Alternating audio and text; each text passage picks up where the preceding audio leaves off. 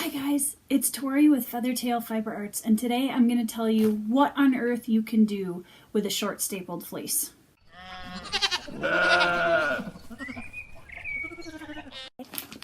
Okay, so today I'm going to tell you what to do with a short stapled fleece. I have this gorgeous fleece here today that I bought recently.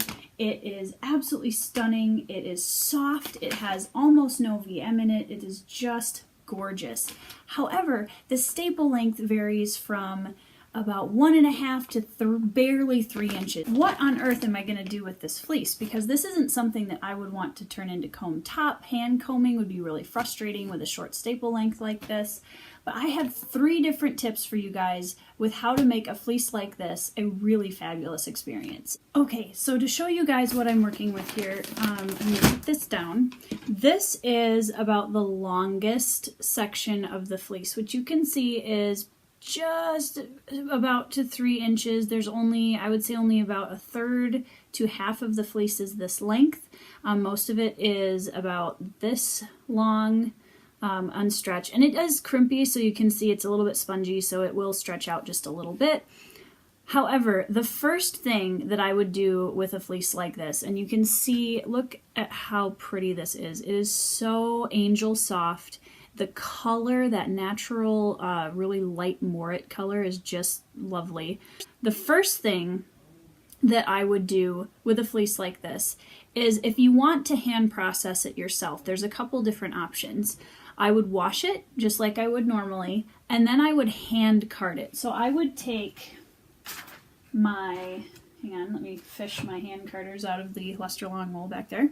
So I would take my hand carders and I would make roll legs out of this, because what you're doing is you're interlacing all the fibers so they can add strength to each other, and it's going to be an easier spinning experience than trying to do something like comb top where you're going to have a really short staple length to work with.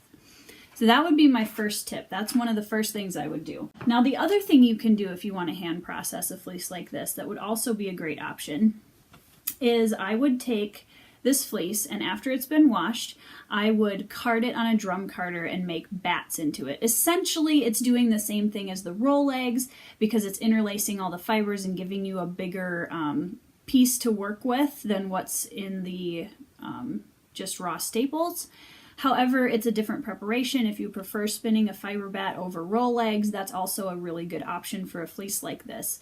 It would also be fabulous blended.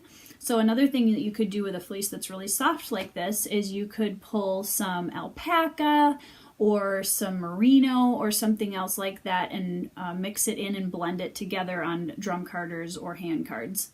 And what that's going to do is add a little bit of extra stability, and it would be a great blending fiber because it's going to add a lot of really pretty color and softness.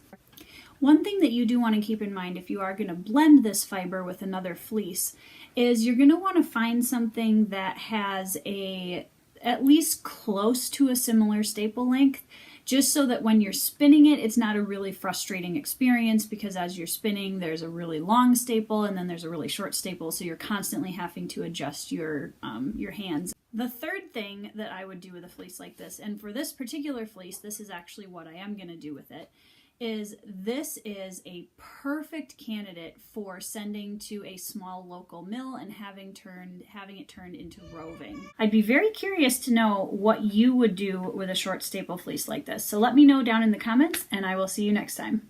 Thanks for watching. If you like this video, make sure that you sign up for our email list where you can see more videos, get some amazing discounts, or if you just want overall fiber spoilage, that's the place to be. Trust me, you won't regret it. So you can sign up over at feathertailfiberarts.com.